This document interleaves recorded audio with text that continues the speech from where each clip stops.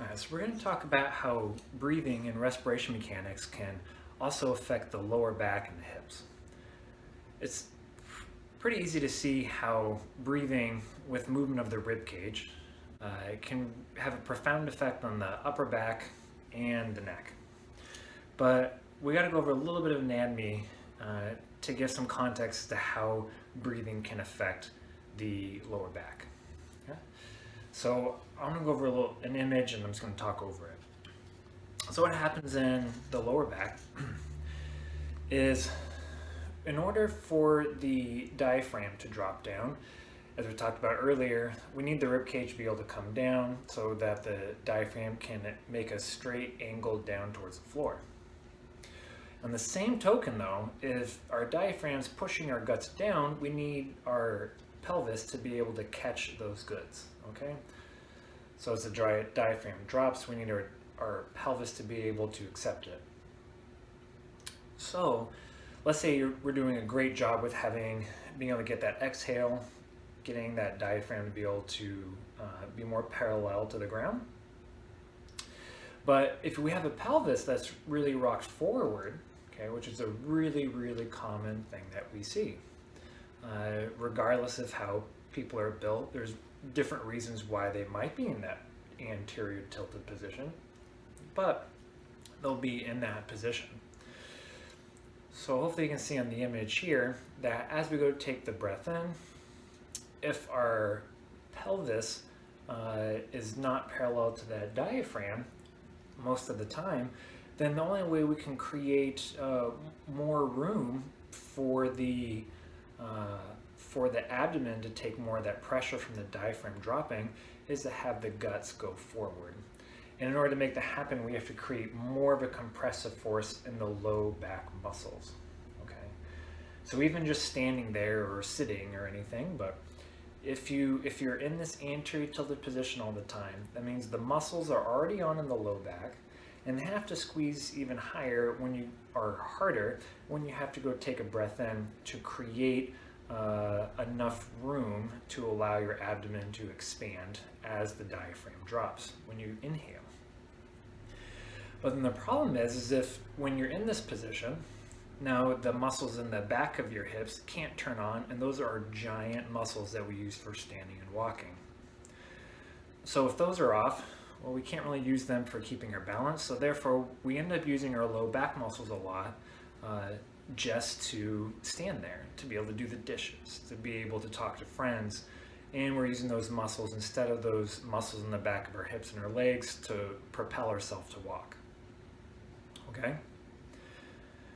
So a common presentation I'll have is this bone right here. There's not a lot of movement between this big thing right here and this right here, okay? So what'll happen, right, is a lot of people hang out in this kind of position with the pelvis tilted forward like this, and the tailbone almost up and by a few degrees, just up there a little bit, okay, up towards the ceiling.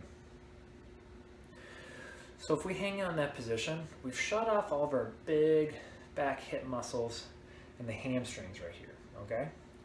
So when we're just standing here, we're using our low back to take a breath in, okay? And every time we go to take a step, or even, what happens is we need the pelvis to be able to move and rotate over a fixed femur. Okay, so let's say if our foot was on the ground here, we need the pelvis to be able to do this. But if the pelvis is rocked forward in this position, we've lost the ability for it to rotate separate from our lower back. So we don't really get any hip motion, we're just rotating through our lower back, okay? Because the muscles that create this rotation force over the femur are the ones that are located back here, but they're turned off because we're hanging out like this, okay?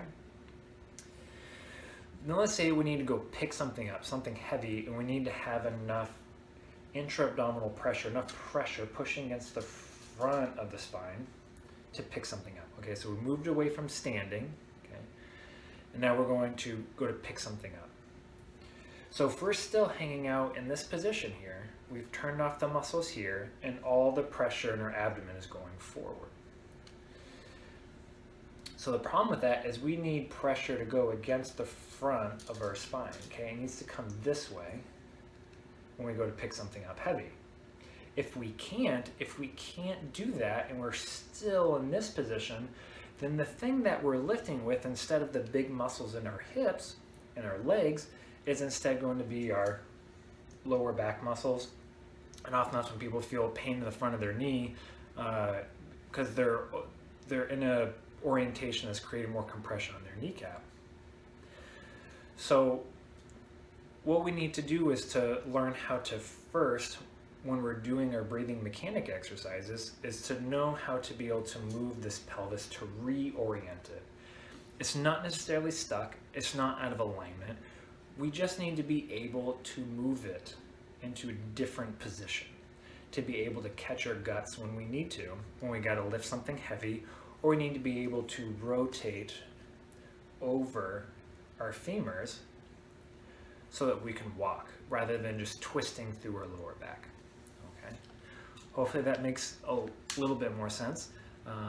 Feel free to reach out to us, email or call Dragonfly with any other questions or concerns, or go ahead and leave some comments. If there's anything else you'd like us to dive into more about the lower back and hips and breathing mechanics. Thanks.